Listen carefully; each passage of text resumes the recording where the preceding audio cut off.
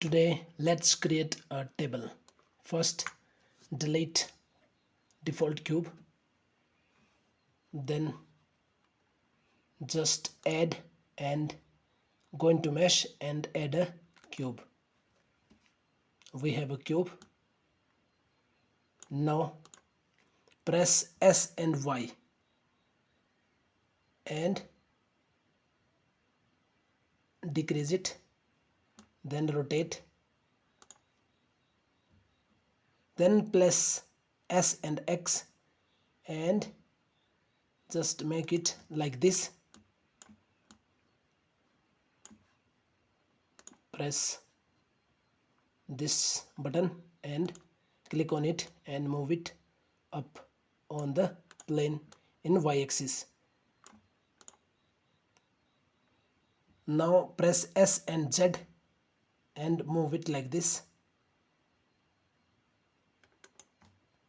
Click, and now we have a leg of a table. Now just click and move it all the up like this. Then we have to copy it. Press Ctrl C and Ctrl V and move it like this.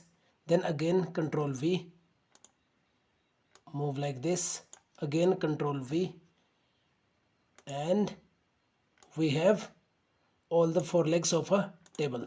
This is four legs of a table. Now just go to add into mesh and add a plane. Now here a plane and just drag it here and control and please and press S and scale it up like this. Now it's scale up. Now scale it into Y direction so that we can give it a structure like table. Now just click on it and move it in Z axis. Now we have like this, we have a plane. Then just go into the edit mode and in the face click over here and extrude. For extrude press E and extrude it a little bit. Yes, enough. Now it's look like this. Now you can do just mark the four corner with Ctrl and R, and if you have a better hand control then just go back to the object mode and click on the each leg and move it like this and places like legs on the table. Then click second one, move like this, and then here press again, move it back and like this, and then last one move this like this and move back to corner. Now we can check, just rotate it like this.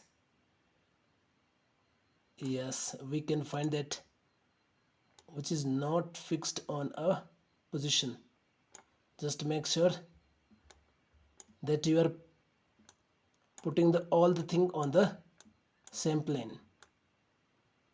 Yes, like this, almost equal distance. Then check like this. We have the legs below the table or below the plane. Just click here and move it all the up like this. Press on another one and move like this and rotate. The same with this one. Yes, and the last one now.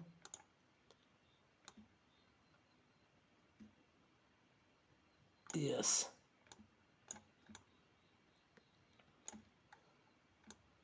now we can check the distance and move it like this and see one again, move upward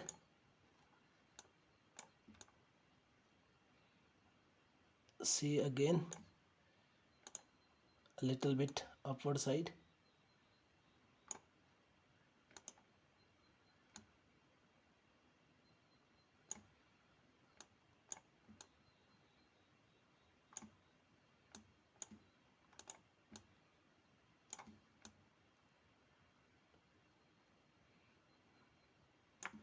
Yes, almost ready.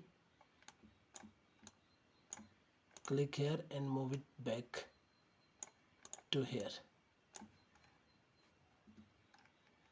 Yes, it's look like this. And when you complete this, then select all and press here on the rotate button and rotate it like this. Yes, and like this, and press back to cursor, and yes, we have a nice table now. Yes, this is table.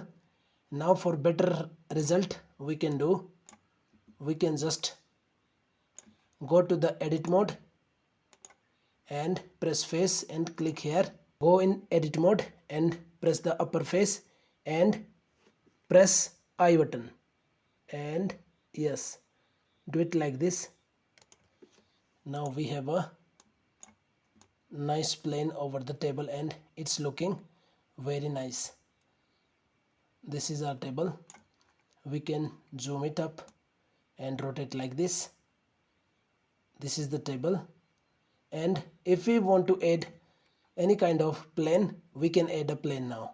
Just go into the add button, plane, and scale it. Press S and scale it like this.